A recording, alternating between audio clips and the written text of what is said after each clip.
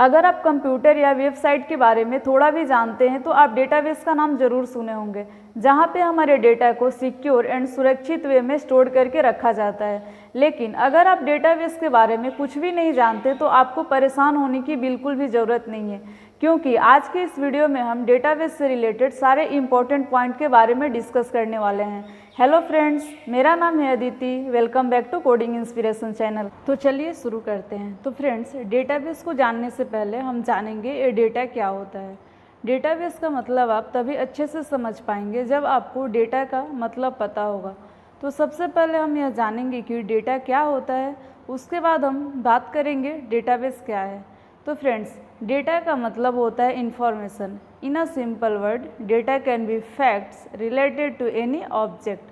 For example, your name, age, height, weight, a picture, image, file, PDF extra can also be considered data. आप किसी form में अपनी information को fill करते हो तो वह डेटा कहलाता है।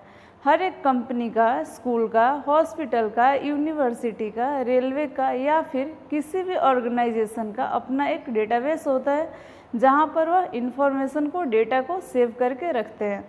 तो अब चलिए देखते हैं डेटाबेस क्या होता है। तो अब आपको डेटा क्या होता है इसके बारे में पता चल गया होगा।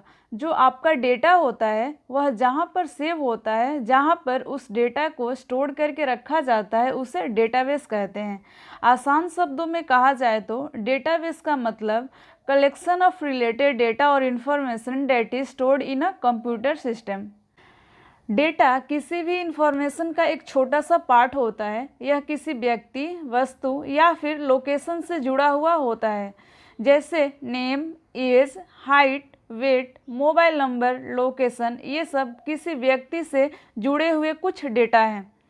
अब आइए देखते हैं डेटा कितने टाइप्स के होते हैं। डेटा अलग अलग बहुत टाइप के हो सकते हैं, जैसे text, numeric, alpha numeric, string, graph extra. जब इन सब डेटा को एक साथ ऑर्गेनाइज किया जाता है तो वह इंफॉर्मेशन बन जाता है, और इंफॉर्मेशन के ग्रुप से डेटाबेस बनता है।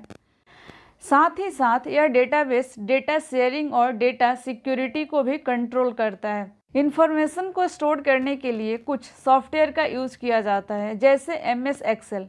इसमें सारे डेटा को इनपुट करने के बाद कंप्यूटर के हार्ड डिस्क में स्टोर किया जाता है। MS एक्सेल में डेटा स्टोर करने के लिए टेबल का यूज़ किया जाता है, जिसे हम अलग अलग कई सारे कॉलम एंड रोज में डिवाइड करते हैं, ताकि हम इजीली इसमें डेटा इनपुट कर सकें और ज़रूरत पड़ने पर इन्हें एक्सेस, मॉडिफाई कर सकें। ठीक उसी तरह डेटाबेस में भी डेटा को एक टेबल में स्टोर किया जाता है, जिनमें कई सारे कॉलम्स एंड रोज होते हैं, जिनके वजह से उन्हें एक्सेस करना इजी हो जाता है। इंटरनेट पे ऐसी बहुत सारी वेबसाइट्स हैं जो डेटाबेस का यूज करती है।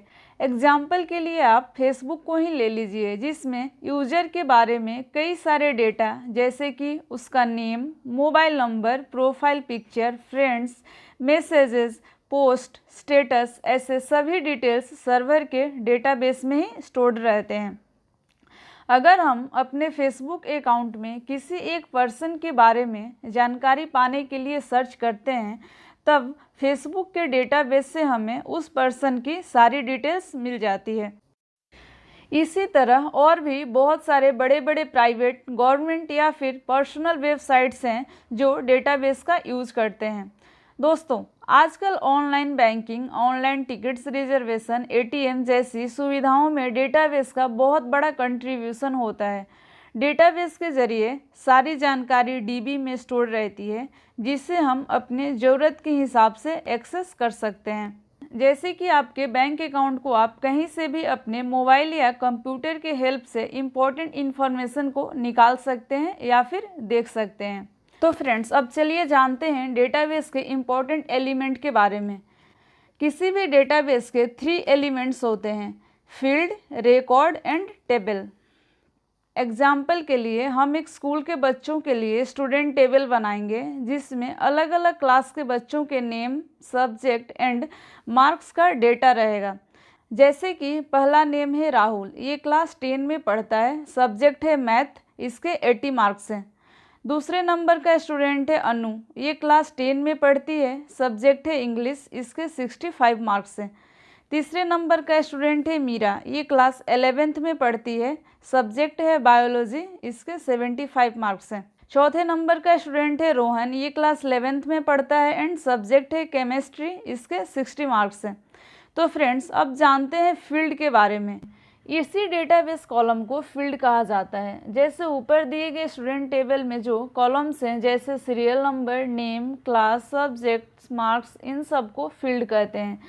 किसी भी टेबल के रोज़ को हम रिकॉर्ड कहते हैं। जैसे स्टूडेंट टेबल में 1, 2, 3 और 4 रिकॉर्ड्स दिए गए हैं, जिनमें स्टूडेंट के नेम, क्लास, सब्जेक्ट और मार्क्स का डेटा एंटर किया गया है। इन्हें ही रिकॉर्ड कहा जाता है। तो फ्रेंड्स, टेबल, फील्ड्स और रिकॉर्ड्स से मिलकर कंप्यूटर टेबल बनता है। तो फ्रेंड्स, आई होप कि अब आप डेटाबेस टेबल समझ गए होंगे। तो अब आइए जानते हैं डेटाबेस मैनेजमेंट सिस्टम के बारे में। तो फ्रेंड्स, डेटाबेस मैनेजमेंट सिस्टम, जिसे हम DBMS भी कहते हैं, ये एक सॉफ्टवेयर है जिसके ज़रिए यूज़र डेटाबेस को क्रिएट, डिफाइन, मेंटेन और कंट्रोल करते हैं। DBMS का एग्जाम्पल है MySQL, MS Access, Oracle, DB2। DBMS का यूजुअली डेटाबेस को मेंटेन करने के लिए किया जाता है। डेटा को डेटाबेस में इंसर्ट, एडिट, डिलीट, एक्सेस और अपडेट कर सकते हैं। अगर किसी स्टूडेंट के रोल नंबर से उसका नाम और एड्रेस पता करना है तो डेटाबेस से आप उसे पता कर सकते हैं, जिसे एक्सेस करना कहते हैं। जो डेटा पहले से टेबल में इंसर्ट है और उसमें कुछ चेंजेस करना है तो उसे हम अपडेट कहते हैं। तो फ्रेंड्स, यह सारा काम DBMS सॉफ्टवेयर डेटाबेस से किया जाता है। तो चलिए अब जानते हैं डेटाबेस के कितने टाइप्स होते हैं। तो फ्रेंड्स, डेटाबेस में डेटा को कैसे स्टोर, ऑर्गेनाइज्ड और मैनिपुलेट किया गया है और इसका स्ट्रक्चर कैसा होना चाहिए, ये डेटा मॉडल से पता चलता है। इससे यह भी पता चलता है कि डेटाबेस में डेटा एक दूसरे से किस टाइप से कनेक्टेड हैं और उनके बीच रिलेशन कैसा है।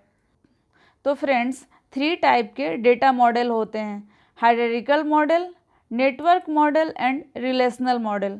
तो आइए सबसे पहले जानते हैं हायरार्किकल मॉडल के बारे में। इस टाइप के डेटाबेस में डेटा टेबल के साथ ट्री स्ट्रक्चर के रूप में ऑर्गेनाइज किए जाते हैं। इस मॉडल में रिकॉर्ड को आपस में कनेक्ट होने के लिए ट्री स्ट्रक्चर को फॉलो किया जाता है। इस मॉडल में डेटा को पेरेंट एंड चाइल्ड के रूप में कनेक्ट किया जाता है। एग्जाम्पल के लिए, एक कॉलेज में बहुत सारे कोर्सेस, प्रोफेसर्स एंड स्टूडेंट्स होते हैं, तो कॉलेज एक पेरेंट हुआ और प्रोफेसर्स एंड स्टूडेंट्स उसके चाइल्ड हुए। नेक्स्ट आता है नेटवर्क मॉडल। इस टाइप के डेटाबेस में डेटा को रिकॉर्ड के रूप में रखा जाता है और डेटा के बीच का रिलेशन लिंक में होता है। ये मॉडल काफ़ी पावरफुल है लेकिन कॉम्प्लिकेटेड है, क्योंकि इसमें बहुत सारे नोड्स या टेबल्स आपस में लिंक्ड होकर रहते हैं। और फ्रेंड्स, तीसरा है रिलेशनल मॉडल। ये मॉडल पावरफुल और सिंपल है। इस मॉडल का स्ट्रक्चर टेबल जैसा ही होता है। टेबल को डेटाबेस के लैंग्वेज में रिलेशन कहते हैं, इसीलिए इसका नाम भी रिलेशनल मॉडल है। ये मॉडल टेबल जैसा होता है, इसीलिए इसमें रोज एंड कॉलम्स होते हैं। इस मॉडल में यूनिक फील्ड को की कहते हैं और इन्हीं यूनिक की से टेबल को आपस में कनेक्ट किया जाता है। जैसे एक स्टूडेंट टेबल में रोल नंबर प्राइमरी की होता है। इसमें डेटा को फाइंड करना या खोजना बहुत ही ईजी होता है। तो फ्रेंड्स, अब चलिए जानते हैं डेटाबेस के एडवांटेज के बारे में। नंबर 1, डेटाबेस में कम स्पेस में ज़्यादा डेटा स्टोर किया जा सकता है। नंबर 2, किसी भी टाइप्स के डेटा को एक्सेस करना इजी होता है। Number 3, new data insert, old data को एडिट एंड डिलीट करना इजी होता है। नंबर 4, डेटा को अलग अलग टाइप से सॉर्ट किया जा सकता है। नंबर 5, एक ही डेटाबेस को बहुत सारे यूजर्स एक साथ एक्सेस कर सकते हैं। नंबर 6, डेटा सिक्योरिटी ज़्यादा होती है, क्योंकि यहाँ बिना परमिशन के कोई भी डेटाबेस को एक्सेस नहीं कर सकता। नंबर 7, रिडंडेंसी को कम करता है। एक ही टाइप के डेटा को बार बार इंसर्ट यानी कि डुप्लीकेट डेटा को डेटा रिडंडेंसी कहते हैं। यानी किसी भी डेटा को एक से ज़्यादा बार एंट्री किया गया है तो उसे डेटाबेस से हटा दिया जाता है। बैकअप एंड रिकवरी का ऑप्शन देता है। डेटाबेस फेलियर जैसी प्रॉब्लम कभी भी हो सकती है। ऐसे में डेटा को रिकवर नहीं किया गया तो बहुत नुकसान हो सकता है। तो फ्रेंड्स, आज के इस वीडियो में इतना ही। आई होप कि डेटाबेस से रिलेटेड बहुत सारी जानकारियाँ आपको मिल गई होगी। अगर इस वीडियो से रिलेटेड कोई भी क्वेरीज हो तो हमें कमेंट करके ज़रूर बताइए। अगर वीडियो पसंद आई हो तो प्लीज़ लाइक कीजिए, ज़्यादा से ज़्यादा शेयर कीजिए एंड साथ ही हमारे चैनल को सब्सक्राइब करना ना भूलें। Thank you.